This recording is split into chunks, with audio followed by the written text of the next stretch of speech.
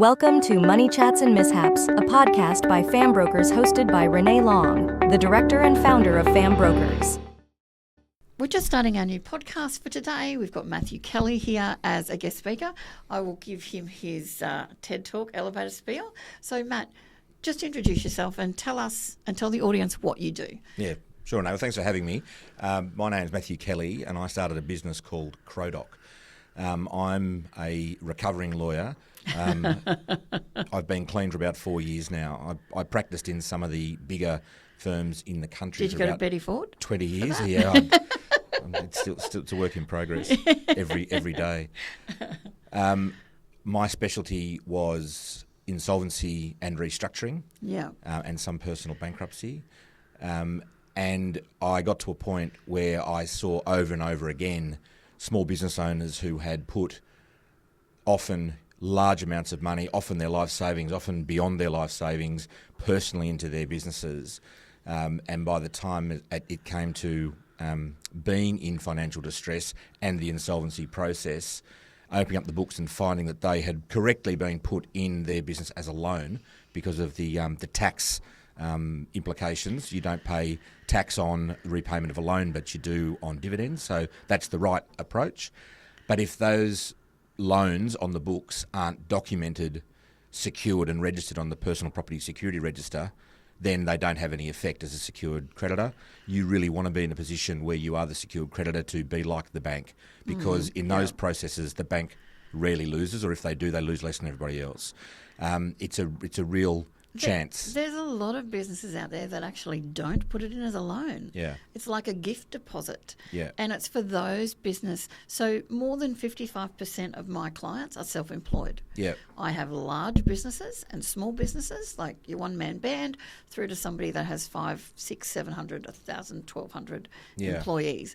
And a lot of the time you'll go through their finances and that's where they're sitting. And if they do have a loan, they haven't put it as PPSR or they haven't. And so when we do acronyms, we always say what they are usually. That's why I led with Personal Property Security Register. Exactly, right.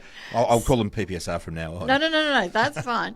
But people don't understand the acronym and they don't understand what the impacts are on themselves personally.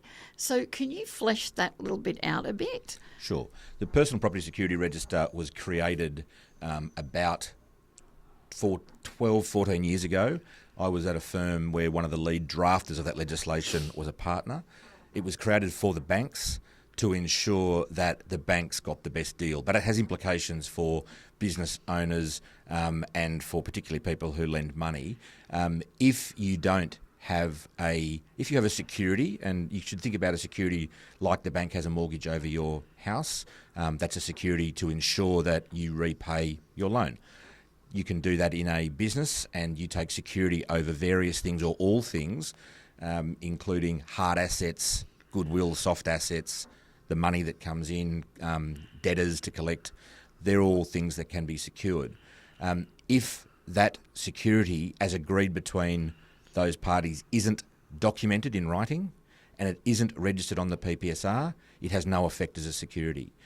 So you get to the time that you actually need it, and it's left sadly lacking.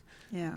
One of the interesting things that you just raised is that you have individual business owners all the way up.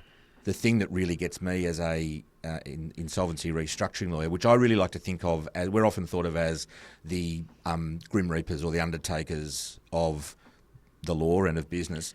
My view is that we're really essential as a business advisor, albeit at the back end of business. The moment you should think about insolvency is the day before you open your business. Yeah, and we briefly touched on that before. I mean, we should all have an exit plan and an exit strategy for the business. You have to have your emergency plan, which should encapsulate that.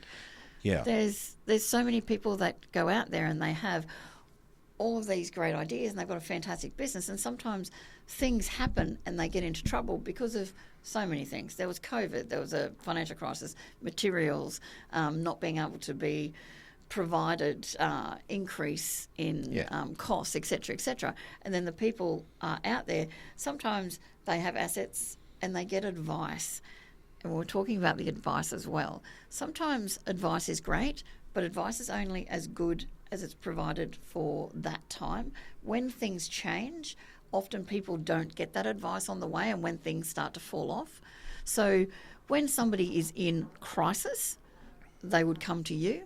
But I think they should also come to you before that factor to, ask for that information of what they need to really secure them and what they need, especially with the loans and things that they put in. Yeah. And what if something happens? There's medical reasons, there's divorce, there's, suing, there's all sorts of things. It's interesting. I remember the world changing, and I remember the weekend. I remember the day. Yeah. Particularly, I come from Sydney, so when I was driving back into Sydney, the Sunday before the Melbourne Cup in 2019, and the smoke was rolling into Sydney with the bushfires along the east coast. Yeah. The world hasn't been, inverted commas, normal since then. No. We've had floods, we've had droughts, we've had COVID several times. We've had depending on what state hurricanes. you're in. We've hurricanes, cost had of living crisis, geopolitical, trade wars, whatever's happening in the United States at the moment. Global trade wars. We've had wars upon wars upon wars. Exactly. Not only just on gas and oil, but so many other things. Yeah, and so the upshot from that is good businesses go bad for a range of reasons. Yeah. And you need to, if people think it'll never happen to me, well, 1 in 3 businesses fail within 4 years. Yeah. So you need to be protected. That's not anything to be daunted by, because when people start their own business, it's not for the reason they just need a job. They've got hopes and dreams, and they want to provide for their family and have a legacy, and they put in substantial amounts of money. And there are times that you put money into your business. It's the beginning. It's when you're in the build-up phases, which can happen a few times. And it's very often when things start to go wrong to protect that dream, that thing that you've built. Yeah. And those things are incredibly important if they go into your business as a loan, if they do. And if there's no good reason not to, then they should. And if there's no good reason that it shouldn't be secured and registered, then they should.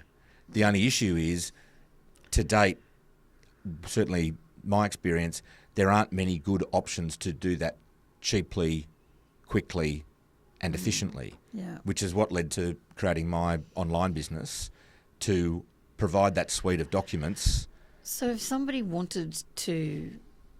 somebody had that thought bubble, okay, I heard this podcast, there was this guy the other day, who do they contact, what do they do? I'm about to put $250,000 in because I've got this great contract coming in. I need the cash for cash flow, or I've just refinanced, taken some money out. How do they approach you to help them register that debt so that they become that secured creditor? Yeah, sure. One of the things that stopped people putting that into place was the cost and timing of going to a lawyer to get those things fixed. So what I provide is opportunity costs. Absolutely. So what I provide is a non-legal alternative that can be put in place by business owners or their advisors in 5 minutes for a tenth of the price. Those documents and registration are essentially instantaneous. They can protect monies put in now, which is the best time to protect the money, or as soon as you find out about it, which might be 5 months, 5 years down the track, but as far away from when you need it as possible. Yeah.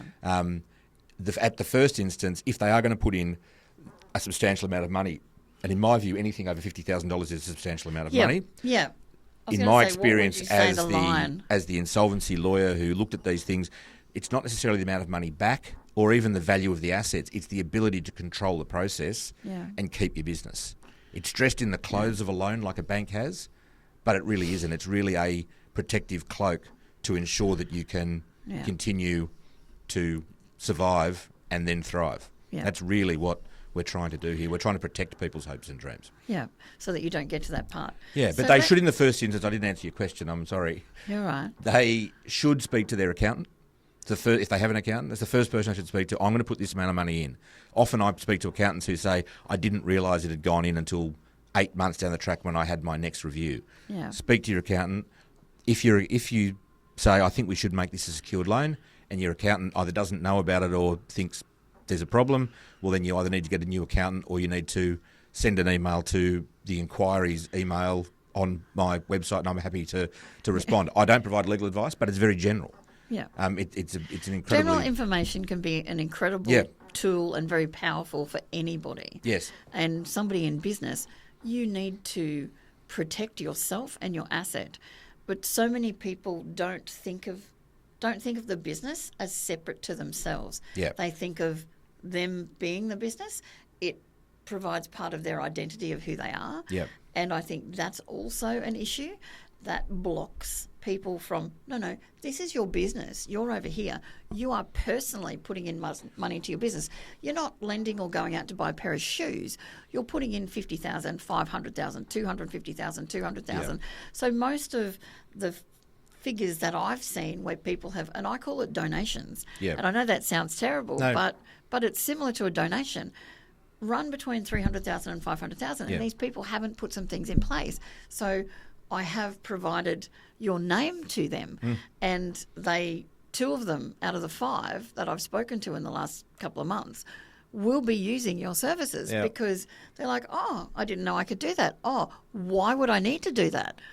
I'm not the subject matter expert. You are. Yeah. But if it was me, I'd 100% do that. You want to get the full value of the money you're putting in. It's not a case of saying, I want to get $500,000 worth of protection. It's, I have to put $500,000 into my business. Yep. I now may as well get the full value of that $500,000. Yeah. Which includes, again, as I say, it may not be that you get paid back $500,000 from your business. That's not really the point.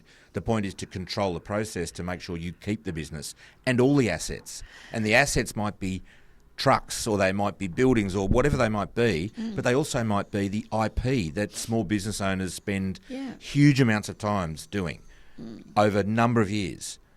That they keep their name, they keep their database, they keep their website, they keep their... Because insolvency practitioners will sell whatever they can. They have a duty to the creditors to realise all the assets. That you've ever seen. As soon as you put, in liquidation after a company's name and the liquidator is appointed to sell... People rub their hands together. First of all, the business stops trading, so that's not going to be as valuable because goodwill evaporates. Yeah. And then they just sell what they can. And that's what their job. They're not doing anything wrong. So it's their I've job. been in a position as BDMs and state manager and as a broker where clients have gotten to that stage where, and one example, so there was a gentleman who had a very bad marriage breakup, but there was an affair with the other partner. Mm-hmm. But he had everything under his name and the partner didn't, and they set up in opposition, and he never had anything to support them. And he had the wolves at the door, and he approached an administrator. But then somebody said to him at a barbecue on a Saturday before anything took place and signatures next week, why don't you go? You have assets to not lose your business, because if you lose your business, the other person was going to buy that at a significantly reduced rate, and happy days. And they had been setting up in opposition for a while. Yeah. Okay, so he actually refinanced, and the administrator worked sort of in reverse. So he actually worked with the bank and did the negotiations without placing him in administration.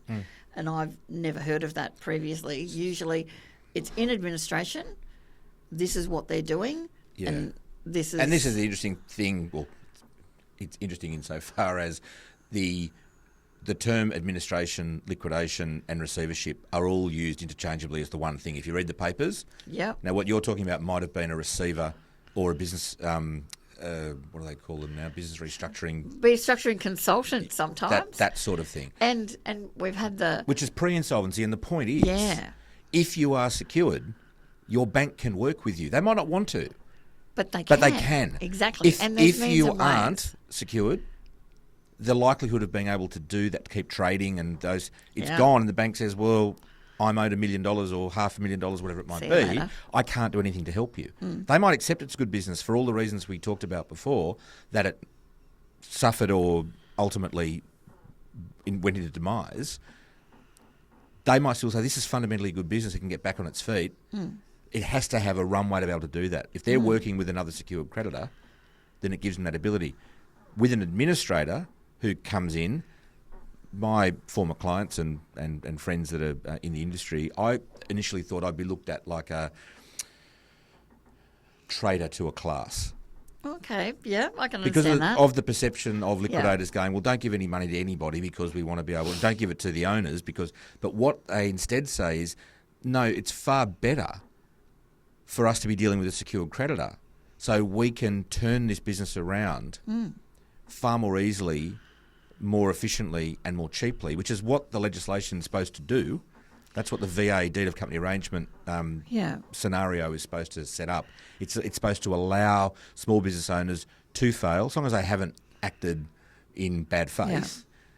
Not like the announcement this morning about ASIC taking the airplane company to court. I was in an aeroplane at the time, so I haven't kept up. So there's a lot of things, and you've got the ASIC or ASX requirements of what companies, corporations have to do as well, as long as there's no, bad faith bargaining or all different types of things.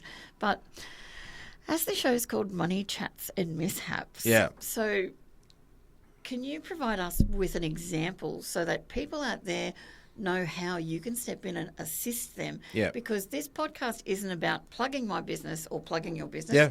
It's about finding solutions and educating people out there, Yep. because that's what I was asked to do originally when I was asked to set this up. Yep. So the mishaps part. Now, I've gone through scenarios and examples of one gentleman got his papers signed because I said to him, can you get your, and I've told you this story, can you have your mortgage documents signed by a JP? Yes, that's so right. he looked out for somebody with the initial JP, Yeah. had them signed. It was a disaster. We got it sorted.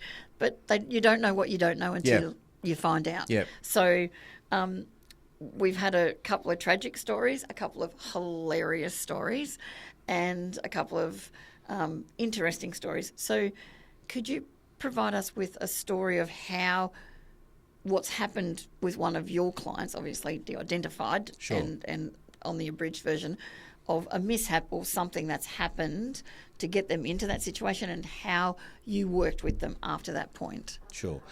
This might be a mash of a few, because That's fine. Sometimes those people have been protected and it's counterfactual as to what might have happened had they done something else. Yep. The first thing I'll say is that we were coming to it a bit earlier. Anyone who's in business as a sole trader is setting themselves up for a huge fall. Really? Yeah, because they have unlimited liability. Every asset they own is available to the creditors. Yep. To set up a business... So hear that, sole traders out there. And think about a business structure. PTY, LTD, PTY, whatever you want. Exactly right. PTY, LTD, and the LTD stands for limited, which means that the liability of that company is limited to the value of its assets, not of the owner's assets. Yeah. If you don't do that, your house and everything else, your shares, whatever it might be... And that's when people say, we lost our house, we lost everything. Yeah, protect because it. Protect it. Great. So go into your accountant and say, I want to set up a company. If your accountant says, no, it's a bit expensive, if your business is got a turnover of a couple of $100,000 or more... it's not expensive. It's for a start, it's tax deductible to go and see your accountant to set yourself up properly, but it gives you what they call the protection of the corporate veil. Yeah. You can't pierce the corporate veil except in circumstances, I'll come to that later, for personal liability.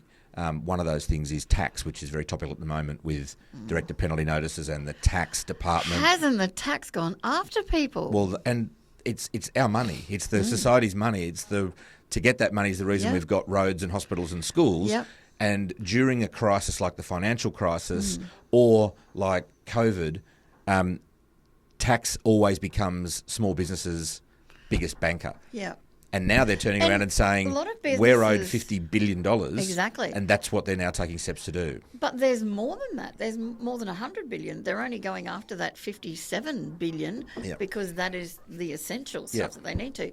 But there's, like in the past, like the last 5 to 10 years, people have used that as their business bank, as you were saying, because it's a loan that they didn't have to pay back. That's right. And now they're calling it in. And they're going after people personally and saying, okay, you have assets. Yep. You need to pay us. That's right.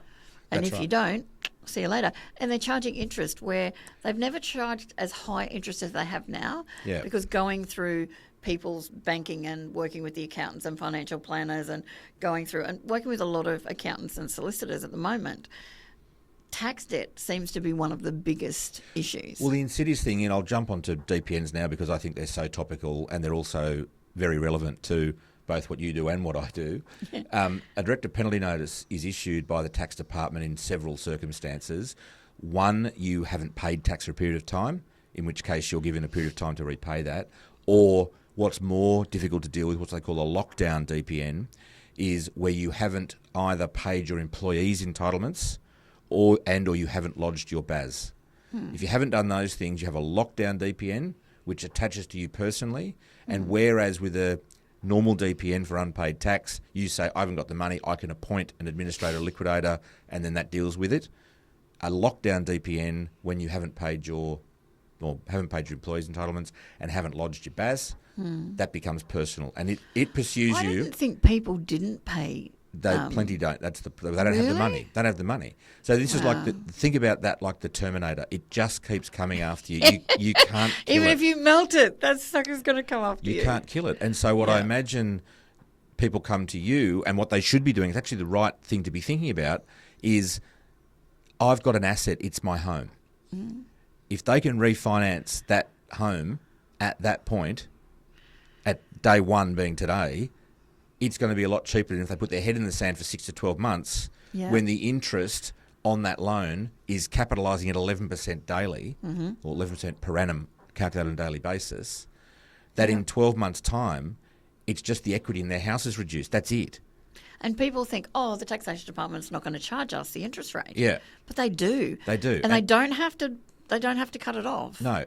And unfortunately, this is a big job for the people dealing with this at tax. I would have 30% of my clients. They don't know what's going on necessarily to how it plays out in court. They know what's happening, obviously. Yeah. But how it plays out, they're still dealing with that as they're going through. Yeah. And I don't say that critically of those people in tax who are dealing with this or not really necessarily sure at every turn which way it's going to go. Yeah. But it's something that's better dealt with sooner rather than later. What people do then is they say, okay, I need to pay the tax. I've done the right thing. I've refinanced my home or whatever. I might have sold their home. It's still a better approach than doing nothing for 12, 24 months. Yeah. In my view, is to consider that. They then put the money into their business to pay off tax. And they go, well, the question is, well, did you secure that as a loan into your business? Oh, no, the bank's already got a security over that. No, the bank's got a security over your house. The bank's got a security over your house for your personal ability to repay them the refinanced amount.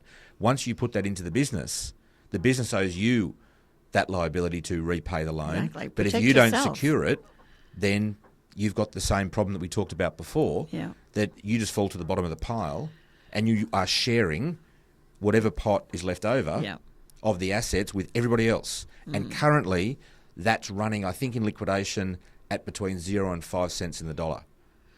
You're right, because some of the, I know, having worked with some of the credit people that come after and do the negotiations, they do it between, I think, 8 cents and 25 cents in the dollar. So that might be voluntary administration. Yeah. So that's when you can do a deed of company arrangement. It can get a little bit higher, but at the moment liquidation is 0 to 5 cents. So That's if you've got crazy. so then we talk about, and it's hard because it's more in the generality as well. But hopefully by way of example, if you are a secured creditor of your own business, and let's say you've got $250,000. Yep. Let's say the overall creditor pool's $1 million. Yep. Including tax. Tax doesn't have a priority. They're in with everybody else. Okay.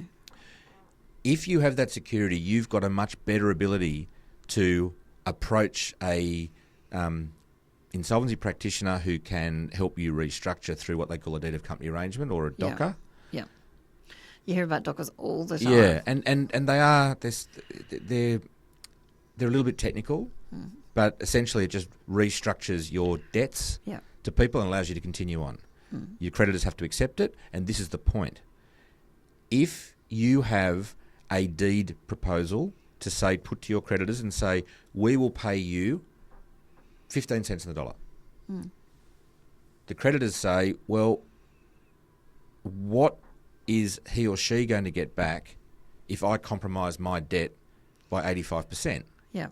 Well, they're going to get their business back. Well, I've already lost 85%. I'm being capricious. I don't care. I'm not going to vote for it. Yeah. Now, they might, but Yeah. they might not. Yeah, chances are they'll vote the thing off the island. Exactly right. But Now, not, change that scenario slightly where you have a security for that first $250,000. Yeah.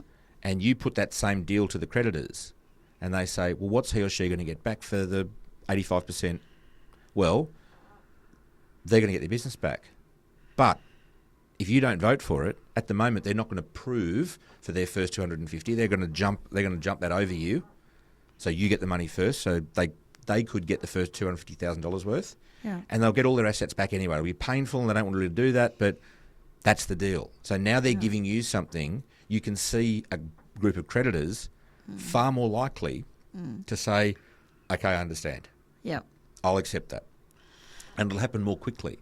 Yeah. Because the problem with insolvency, in my view, is it's become far too expensive and time-consuming, and unfortunately, it's all very time-consuming. It's me. It's all the lawyers who do what lawyers do, and they're doing their job, but it's become very, very it's mired in technicality. Yeah. And everyone's got to dot every I and cross every T. It was never designed to do that. It was designed to be quick and efficient. Having this in place are the keys to unlocking quick and efficient.